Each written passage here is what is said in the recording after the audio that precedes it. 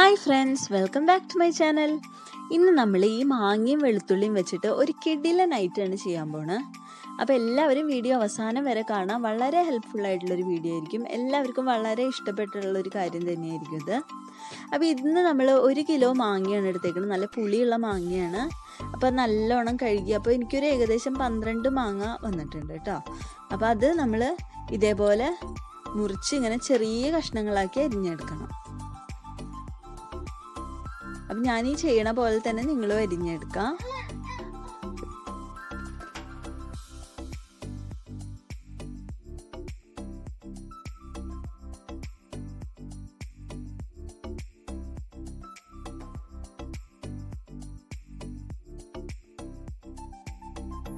അപ്പോൾ ഇതുപോലെ നമ്മൾ ചെറുതാക്കിയിട്ട് മാങ്ങ അരിഞ്ഞിട്ടുണ്ട്.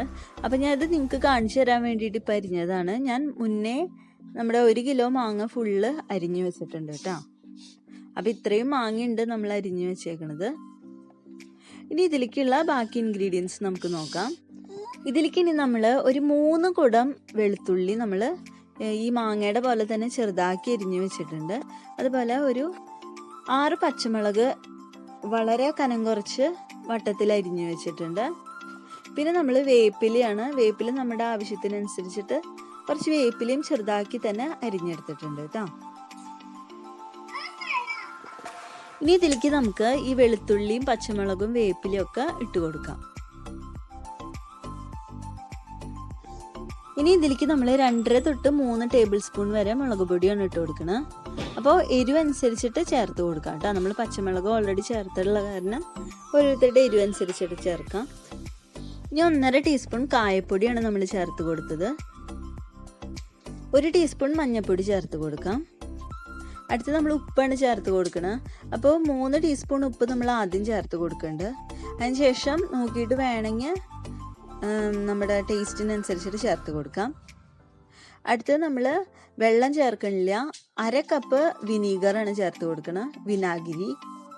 പിന്നെ ഒരു 1/4 കപ്പ് വെളിച്ചെണ്ണ അല്ലെങ്കിൽ സൺഫ്ലവർ ഓയിൽ നമുക്ക് ചേർത്ത് കൊടുക്കാം. എന്നിട്ട് എല്ലാം കൂടി നല്ലോണം ഒന്ന് മിക്സ് ചെയ്തെടുക്കാം.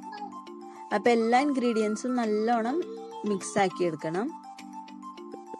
കുറച്ച് ഉപ്പിൻ്റെ കുറവുണ്ട്.